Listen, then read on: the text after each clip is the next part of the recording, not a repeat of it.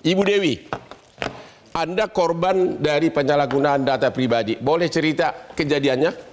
Ya, untuk kronologis dari awal. Ya, dari awal, singkat. Iya, jadi untuk kronologis dari awal, saya itu mendaftar, melamar kerja. Melamar kerja? Iya, di salah satu perusahaan besar di kota saya, Kota Anda Bogor. kasih KTP? Untuk fotokopi KTP saya kasih. Oke.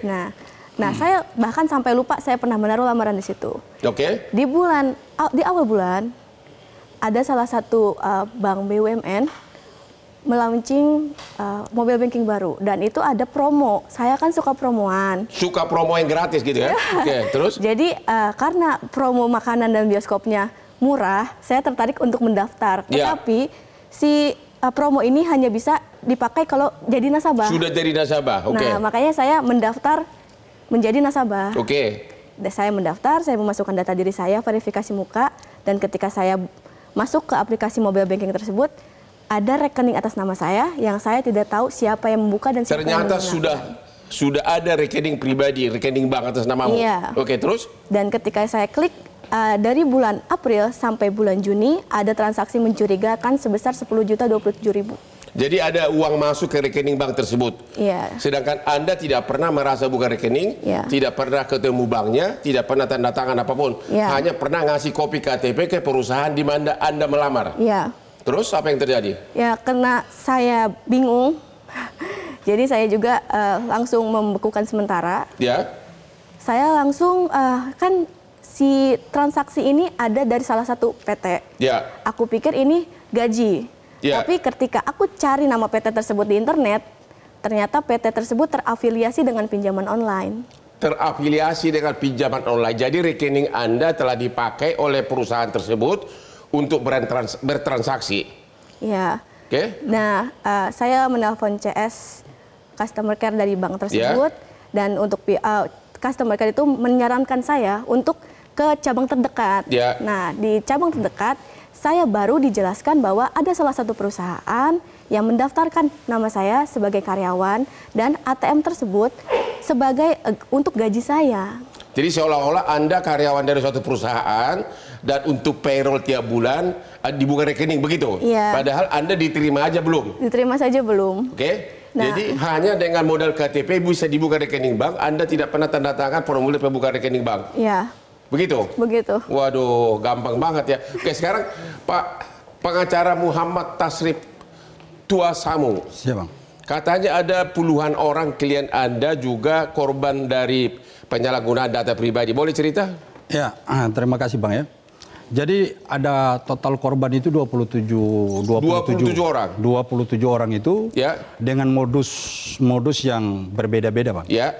Ada dari pinjol, kemudian. Pertama yang pinjol gimana tuh? Jadi pinjol itu korban setelah datang ke PGC diminta untuk pelaku pertama identitas. Datang ke mana? PGC lantai 3 di Wahana Seluler. Ya. Oh, Jadi, datang ke toko handphone. Toko handphone. Oh, jadi dia datangnya ke toko handphone, bukan ke toko pinjol. Bukan toko pinjol. Oke. Jadi di Wahana Seluler itu karena si yang pelaku ini dia kerja sebagai sales di situ. Ya. Kemudian dia tawarkan kepada korban yang pertama ada kamu nanti coba jadi admin. Ya. Admin di Wahana Seluler untuk mempromosikan barang. Oke.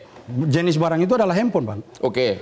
Namun kemudian setelah korban merasa bahwa ini cukup baik untuk dia, akhirnya dia diminta lagi identitas. Data pribadi. Data pribadi. Minta KTP.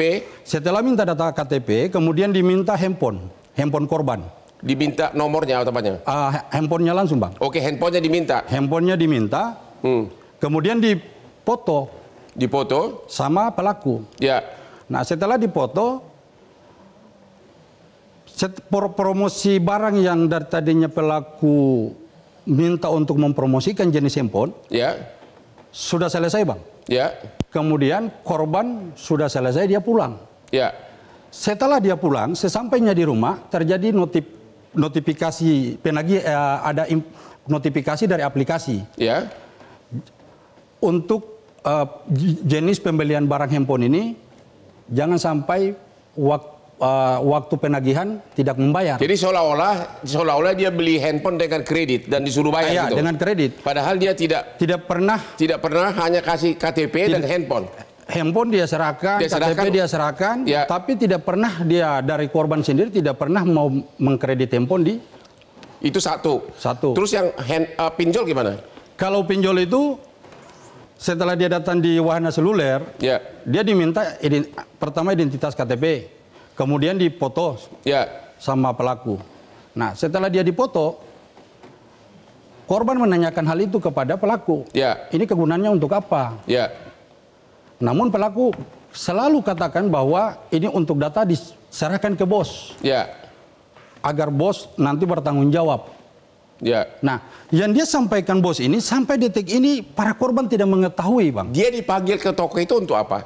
Untuk lamaran kerja, Bang. Lamaran kerja dan diminta data pribadi. Data pribadi. Data pribadi, diminta handphonenya, dikopi segala macam gitu. Ya. Ternyata dipakai untuk pinjaman pinjol. Dia setelah dia datang di sana, dia menyerahkan semua. Kemudian si pelaku sampaikan bahwa nanti bos yang memverifikasi data kalian. Nah, kemudian sampai korban setelah dia kembali ke rumah, ternyata notifikasi dari aplikasi HCI, Akulaku, itu Bang. Sudah menjadi pinjol, Bang. Sudah jadi pinjol. Ya. Terus apa yang terjadi? Udah dikirim juga debt collector? Sudah sampai dimasukin ke grup ya, para korban, ada salah satu korban dimasukin ke grup debt collector itu untuk diteror, ada diancam untuk menyebarkan data pribadinya korban, untuk menghubungi kerabat-kerabat maupun keluarganya korban. Ya. Nah, korban semuanya berapa orang? 27. 27 orang hanya dari satu skandal ya? Ya. Wah. Total kerugian dari para klienmu berapa? 1 miliar, kalau 27 korban ini 1 miliar 17 juta, Bang.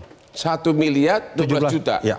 Artinya itu atas ada dipakai seolah-olah pinjam dari pinjol, ada dipakai seolah-olah beli handphone dengan kredit, begitu? Terus? Jadi kebanyakan itu pembelian handphone, Bang.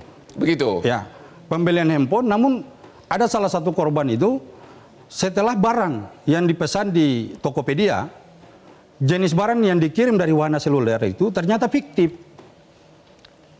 Pengirimannya fiktif. Oke. Jadi sekarang udah proses hukum berjalan? Sejauh ini saya apresiasi langkah kepolisian dalam hal ini Polres Metro Jakarta Timur. Ya. Karena dia ambil langkah cepat, Bang. Pertama, sudah ada yang ditahan? belum. Masih dalam proses penyelidikan, Bang. Sudah ada tersangka belum? Masih penyelidikan ya? Belum. Kalau Anda masih aman-aman aja, belum ada kerugian tapi ya? Untuk tagihan belum ada. Tetapi karena si uang 10.027.000 ini saya belum tahu dari aplikasi apa dan dari mana, saya khawatir ada yang ke rumah untuk menagih. Hah? Ada yang ke rumah? Aku takutnya. Oh, takut. Kalau aku yang datang nggak takut kan? Senyumnya mantap banget. Oke, terus? Ya, untuk aku dari awal ini memviralkan ini karena data saya ketika saya hanya melamar, data saya dicuri. Data kami. Oke. Para pemirsa, jadi hati-hatilah tentang data pribadi Anda termasuk KTP-mu, bahkan handphone kamu jangan terlalu gampang dipegang orang karena bagi orang yang canggih gampang dicolong datanya. Itulah contoh dari 2 korban penyalahgunaan data pribadi.